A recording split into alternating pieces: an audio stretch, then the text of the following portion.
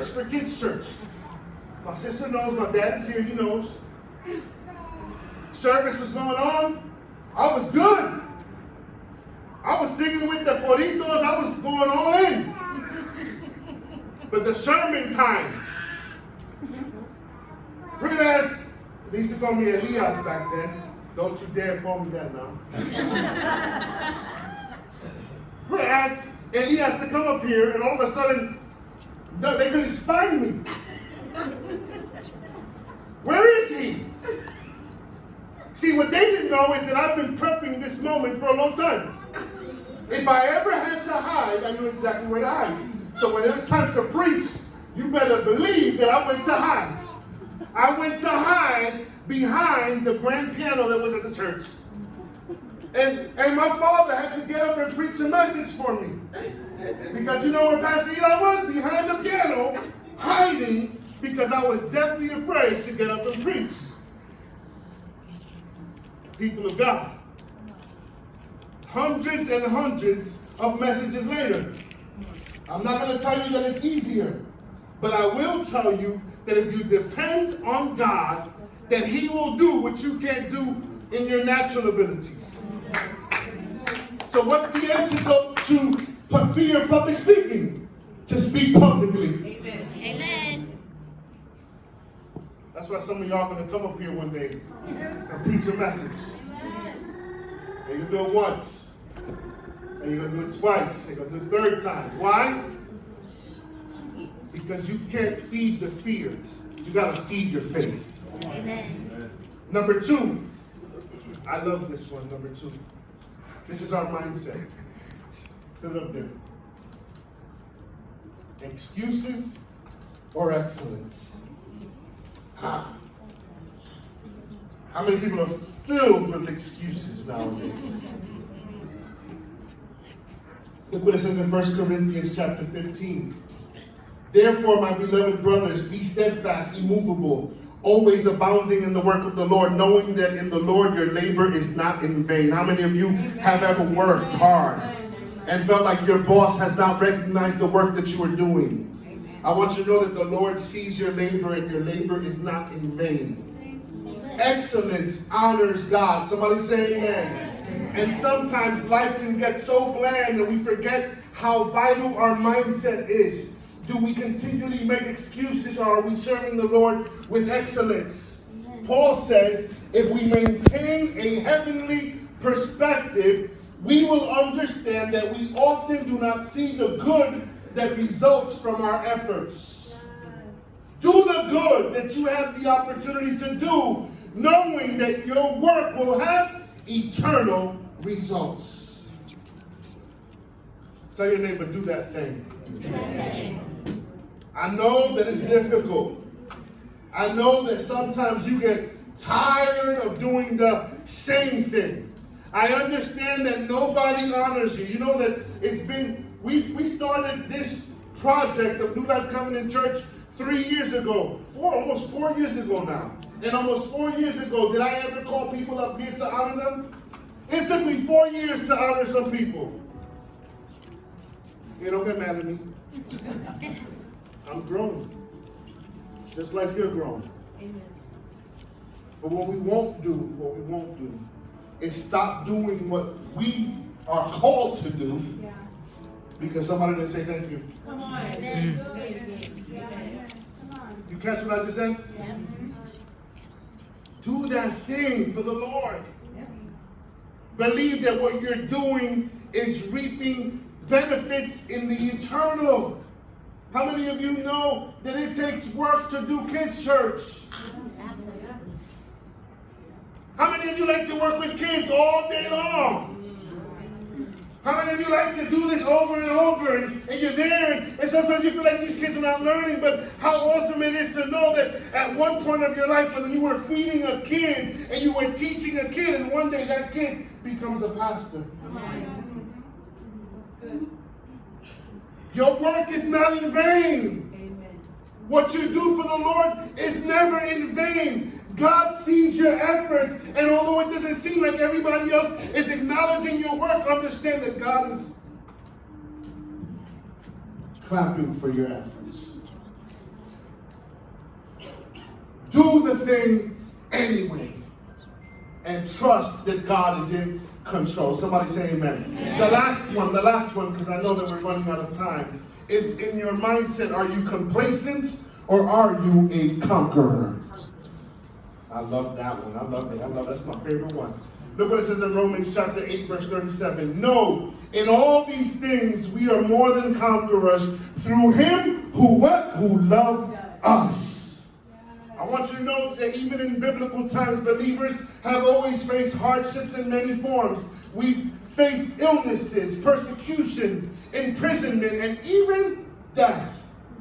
And none is worse than in the ideology that you and I are free, but even being free, we still live enslaved. You and I are free. The Bible says that it is for freedom that Christ came to set us what? Free. Right? So we're free, but even though we're free, we still live like we're in captivity. And Paul is telling us that it is impossible to be separated from Christ. That his death is proof of his unconquering love. When you are here, his presence is with you. When you leave the church, his presence is with you. If we have the victory and understand that we are no longer captive to our thoughts, then we should no longer live in anxiety. We should no longer live in depression. You are an overcomer. I got it. Some things are difficult. But I want you to know that if you made it to today in the midst of your anxiety, you are more than a conqueror. In fact, the Bible teaches us that you are an overcomer. Somebody ought to say amen. You are an overcomer because although you couldn't sleep last night, you still made it to church this morning. You're an overcomer because life didn't have to be perfect for you to get to church. You're an overcomer because a lot of people said, oh, he's a good-for-nothing nobody. But you still made it. You're an overcomer. You got to start believing this thing. You got to stop believing the hype of what the enemy tells you and start living free. Amen. Come on. We got to take our thoughts captive. We got to learn how to begin to, you might not be able to do this in one night, in 2 nights, in 1 year, but I promise you, if you develop this good habit, eventually it becomes your lifestyle. Amen. You got to understand that you are an overcomer. In fact, tell your neighbor, you will overcome. No, sound like you mean it. Say, neighbor, you will overcome. It doesn't seem like you're going to make it, but you will overcome. It seems like this problem is the one that's going to kill you, but I came to tell you, you will overcome. I know it seems like the doctor's report said it was over, but I came to tell you that you will overcome. I understand what it looks like. It seems like it's dark outside, but the sun will come up in the morning. You got to believe and believe that God is in control. A friend of mine recently preached a message. I want you to hear what he says, and I thought it was so beautiful what he said. He says that let's backtrack a little bit. He went on a safari to Africa. He got to encounter lions. And he says that lions roar to tell other lions where they are. They roar. Everybody say roar. Roar. You're about to roar in a few seconds, so I gave you a roar already. It says that the lions roar to show how big they are. They roar to warn lions from other prides to keep away from their home territory. They do this mostly just before sunrise and sunset, when they are most active. So he starts speaking about lions. And he says that the guide was telling him about lions and that most lions have many scars. How many knew that? I didn't know this. I had no clue. It says that the scars are usually in their faces or on the side of their bodies. And he says that lions are known as perpetual overcomers. They're the perpetual overcomers of the jungle. That's not what got me. I'm going to tell you what got me.